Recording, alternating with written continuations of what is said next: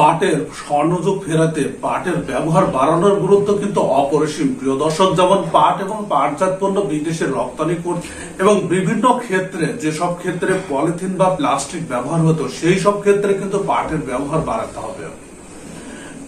বিদেশে পাট এবং পাটজাত পণ্য যেমন রপ্তানি বাড়াতে হবে, ঠিক তেমনি অভ্যন্তরীণ ব্যবহার যদি বৃদ্ধি করা যায় এবং পরিবেশ বান্ধব পাট এবং পাটজাত পণ্য যদি বিদেশে রপ্তানি করা যায়, তাহলে পাটের স্বর্ণযুগ ফেরাতে খুব বেশি কিন্তু বেগ পেতে হবে না।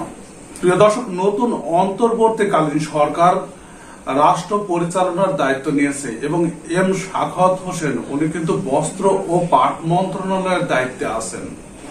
এখন এম সাখাওয়াত হোসেন উনি কি উদ্যোগ নিচ্ছেন, অর্থাৎ বস্ত্র ও পাট মন্ত্রণালয়ের দায়িত্ব নেওয়ার পর সবার প্রথম উনি কোন দিকে নজর দিচ্ছেন এবং এটি পাট এবং পাট ব্যবসায়ীদের জন্য কতটুকু সহায়ক, আর সেই বিষয় সম্পর্কিত তথ্য আজকে আপনাদের সামনে উপস্থাপন করব।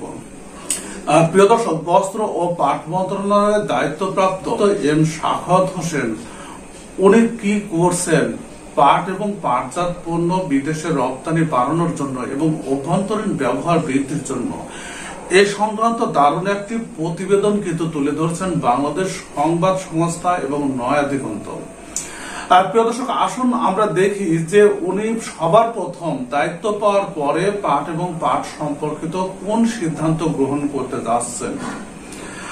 প্রিয় দর্শক, এই নিউজটি প্রকাশ হয়েছে আজ 28শে আগস্ট এবং এখানে প্রথম যেটি হেডলাইন করা হয়েছে সেটি হল পাটের স্বর্ণযুগ ফেরাতে অবদান রাখবে সোনালী ব্যাগ, বস্ত্র ও পাট উপদেষ্টা। আর প্রিয় দর্শক, তার মানে উনি পাটের ব্যবহারের দিকে নজর দিয়েছেন এবং উনি বলছেন যে পাটের স্বর্ণযুগ ফেরাতে যেটির অবদান সবচেয়ে বেশি থাকবে সেটি হলো সোনালী ব্যাগ। এখানে আজ ঢাকা 28শে আগস্ট 2024 এবং নিউজটি প্রকাশ করছে বাংলাদেশ সংবাদ সংস্থা। বস্ত্র ও পাট উপদেষ্টা এম সাখাওয়াত হোসেন বলেছেন, পাটের স্বর্ণযুগ ফেরাতে পরিবেশ বান্ধব সোনালী ব্যাগ ব্যাপক অবদান রাখবে।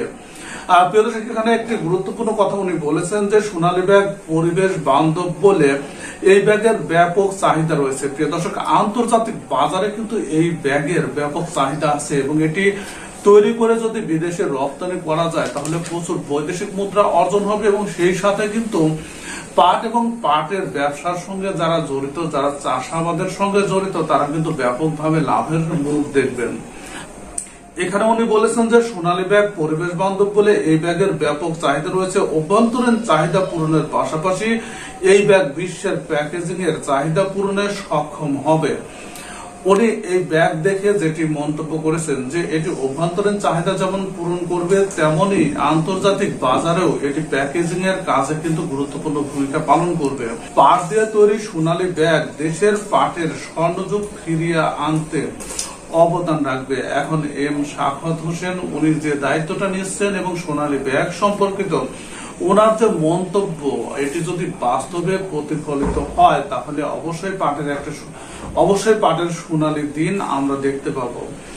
প্রিয় দর্শক, এম সাখাওয়াত হোসেন আজ সচিবালয়ে সোনালী ব্যাগের উদ্ভাবক ডক্টর মুবারক আহমদ খানের সঙ্গে কিন্তু সৌজন্য সাক্ষাৎ করেছেন এবং সাক্ষাৎকালে ইনি এই কথা বলেন এবং সাক্ষাৎকালে বস্ত্র ও পাট মন্ত্রণালয়ের সচিব মোহাম্মদ আব্দুর রউফ উপস্থিত ছিলেন এবং এই সময় সোনালী ব্যাগের নমুনা হস্তান্তর করা হয়। এই কর্ম প্রক্রিয়া কিন্তু শুরু হয়েছে 2016 সালে। ডক্টর মুবারক আহমদ খান উনি পাট থেকে সেলুলোজ প্রক্রিয়াজাত করে পরিবেশ বান্ধব এই ব্যাগ আবিষ্কার করেন। এই সংক্রান্ত কিন্তু মাই ফার্স্ট কবুতর ব্লগ চ্যানেলটি এর আগেও আপনাদের সামনে নিউজ উপস্থাপন করেছে। তবে আজকের নিউজ আপনাদের সামনে প্রকাশ করার মেন যেটা কারণ সেটি হলো যে নতুন দায়িত্বপ্রাপ্ত উপদেষ্টা উনি কোন দিকে সবার প্রথমে নজর দিচ্ছেন সেই বিষয়টি আপনাদের সামনে তুলে ধরা। 2017 সালে বিজিএমসি নিয়ন্ত্রণাধীন লতিফ বাওয়ারি জুট মিলস লিমিটেডের অভ্যন্তরে সোনালী ব্যাগ তৈরিতে প্রকল্প গ্রহণ করা হয়। এখন এই যে গত সরকারের আমলে যে প্রকল্প গ্রহণ করা হয় যেটি সোনালী ব্যাগের গুণগত মান বাড়াতে বাংলাদেশ জলবায়ু পরিবর্তন ট্রাস্ট এর অর্থায়নে এই গবেষণা প্রকল্প সম্পন্ন হয়। এখন সেটি কতটুকু অগ্রগতি হচ্ছে, কি পরিমাণ বাজেট রাখা হয়েছে, তবে ইতিপূর্বে কিন্তু আমরা দেখেছি যে যতগুলো বড় বড় প্রকল্প বাস্তবায়নের দিকে যায় সেখানে কিন্তু দুর্নীতির কারণে সেটি থেমে যায়।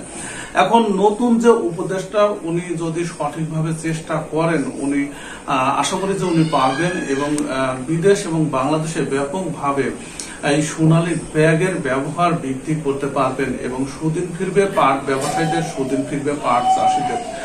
প্রিয় দর্শক, সঙ্গে থাকুন মাই খাস কবুতর ব্লগ চ্যানেলে, তাহলে প্রত্যেকদিন পাট এবং পাট সংক্রান্ত যাবতীয় তথ্য আপনি জানতে পারবেন।